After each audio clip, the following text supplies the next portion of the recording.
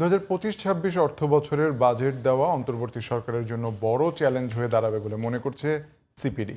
এছাড়া বাজেটে মধ্যমেয়াদী সংস্কারের উপর জোর দেওয়ার পরামর্শ দিয়েছেন সংস্থাটির নির্বাহী পরিচালক ডক্টর ফাহমিদা খাতুন।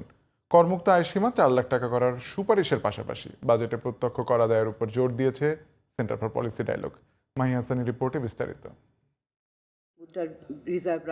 আগামী অর্থবছরের বাজেট সুপারিশ নিয়ে রোববার সকালে সংবাদ সম্মেলন করে বেসরকারি গবেষণা প্রতিষ্ঠান Centre for Policy Dialogue CPD. এতে বাজেট নিয়ে নানা সুপারিশ তুলে ধরেন সংস্থাটির নির্বাহী পরিচালক ডক্টর ফাহমিদা খাতুন। ব্যক্তি শ্রেণী পর্যায়ে করমুক্ত আয়সীমা বাড়িয়ে 4 লাখ টাকা করার সুপারিশ করেছে সিপিডি। পাশাপাশি প্রত্যক্ষ কর আদায়ে কর প্রদান ব্যবস্থা সহজ করার পরামর্শ দিয়েছে গবেষণা প্রতিষ্ঠানটি। মূল্য সংযোজন কর আদায় করাটা অনেক ক্ষেত্রে হয় না। ভ্যাট নিবন্ধনের সংখ্যা এবং কর ফাঁকির পরিমাণ, এটা সংখ্যাটাও আছে এখনো বেশি।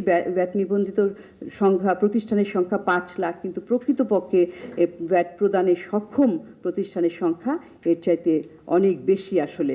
তার মানে অনেকেই এটার আওতার বাইরে রয়ে গেছে। সরকারি কৃচ্ছ্রতা সাধনায় নানা পদক্ষেপ চলমান রাখার পরামর্শ দিয়েছে সিপিডি। গ্যাসের দাম আবার বাড়ালে অর্থ বছরের শেষ নাগাদ মূল্যস্ফীতি 7 থেকে 8% নামিয়ে আনার যে লক্ষ্যমাত্রা ধরা হয়েছে তা পূরণ করা সম্ভব হবে না বলে মনে করছে প্রতিষ্ঠানটি।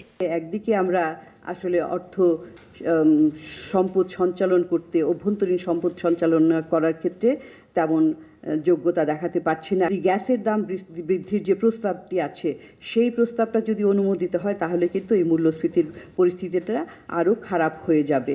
বাংলাদেশ ব্যাংক যে 2025 সালের জুনের মধ্যে মূল্যস্ফীতি 7 থেকে 8% কমিয়ে আনবে বলে হচ্ছে, এটা কিন্তু বাস্তবে অর্জিত নাও হতে পারে। বাজেটে কর্মসংস্থান বৃদ্ধির জন্য নানা পদক্ষেপ গ্রহণ এবং প্রতিযোগিতা কমিশনকে শক্তিশালী করার পরামর্শ দিয়েছে সিপিডি। এবং তথ্যের ভিত্তিতেই স্বয়ংক্রিয়ভাবেই হবে। Mahi Hasan, GTV news, Dhaka.